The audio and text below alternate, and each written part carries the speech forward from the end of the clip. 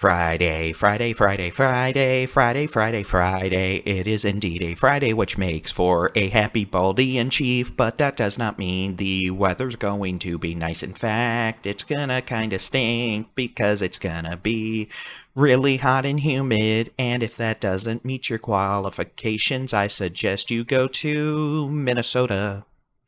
Okay, I don't know what that was, but clearly it's time to get into it. So let's talk about the weather in this Friday edition of the Texas Weather Roundup.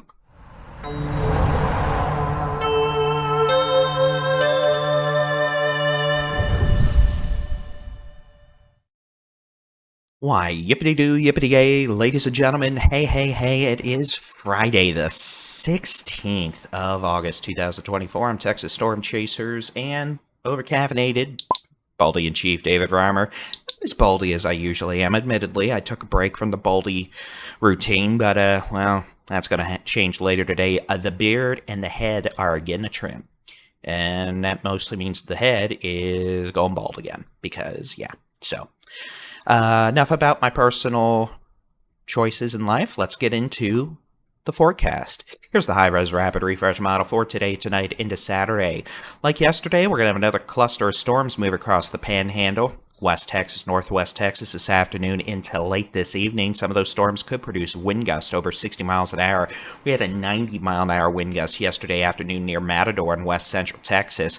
And we had some storms around Lubbock up into the Panhandle. Same thing today. Strongest storms could produce severe caliber winds, blowing dust, lightning, which could start grass fires, but also localized heavy rainfall, which would be a nice thing. It'll also help knock temperatures down to the 70s for those lucky enough to get rain-cooled air. Could also see a few storms in the big country, Texoma, North Texas, and maybe a few pop-ups this afternoon, and again, Saturday afternoon along, and in proximity of the Texas Gulf Coast, southeast Texas, maybe a few showers in far west Texas around the borderland.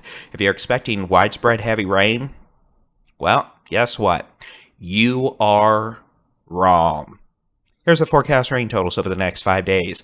You can see on a widespread basis, this map is, well, more empty than my hairline currently is right now. That's saying something. Again, if you end up under one of these storms today, tomorrow, you could pick up a quick inch of rain. But for 98.9% of the state, if not well up into the 99% range, you're not getting a thing, except humidity and more scorching hot temperatures. Speaking of which, here's the wildfire danger over the next several days. We've definitely seen an uptick in initial attack activity. We're seeing fires move more quickly during the afternoon hours, during peak heating, when surface fuels have ignition components or ignition probabilities in the upper echelons of what we have been dealing with over the last few months. We are dangerously close to getting into flash drought territory. And that means the wildfire danger is going to continue getting higher and higher. And I'll give you a hint. We're not looking at widespread rain for at least the next 10 days. We're going to have an issue with wildfires again. So today, very high danger. Southeastern Panhandle, West Texas, the big country. And again, any storms we have this afternoon with lightning could spark grass fires, even if there's some rain. Mostly moderate to high fire danger across the state today, Saturday, Sunday. And again, really... any fields right now, they're crispy and dry, which means you get a fire going, it's going to go through that field pretty quickly. So please don't set your fields on fire. Be mindful of dragging loose equipment off your vehicles, all that nonsense. And if you're dumb enough to throw cigarettes out the window, do us all a favor and just... well, I'll let you figure out what I was going to say, because it probably would have been a good thing to say. Forecast high temperatures over the next several days. Guess what? It's hot. 106 in Childress, 106 in Vernon, 104 in Wichita Falls, 103 in Graham, Denton, DFW. Looking at about 102 Waco, 100 Austin, 102 San Antonio, 103 in El Paso, 101 Amarillo, 100 Lubbock, 100 Midland, Odessa, about 100 in Texarkana and Tyler this afternoon. Upper 90s in Houston. Y'all may hit 100. If you do, yippity-doo, yippity-yay, congratulations. I'm sure we're all not happy. Upper 90s to near 100 Corpus Christi, 102 in McAllen. And guess what? It gets worse tomorrow.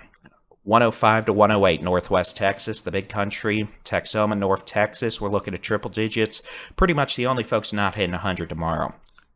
Higher terrain, Guadalupe, Davis Mounds, maybe a wee bit in the hill country, and along the immediate Texas Gulf Coast. Guess what? It gets worse Sunday. 101 Houston, 103 to 104 Tyler, Marshall, Paris, 105 to 106 in DFW, 106 to 109 Wichita Falls, up 287 through Vernon, Quanah, Childress, triple digits Panhandle, triple digits West Texas, triple digits Permian Basin, 107 in Abilene, 105 in San Angelo, 103 in Laredo Del Rio, 100 in McAllen, 101 in El Paso on Sunday. Guess what? Monday.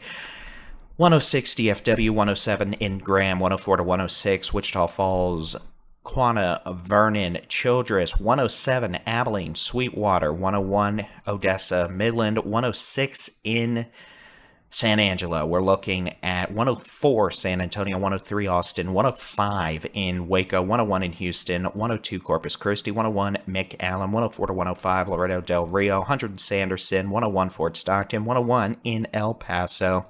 And here's Tuesday, ladies and gentlemen.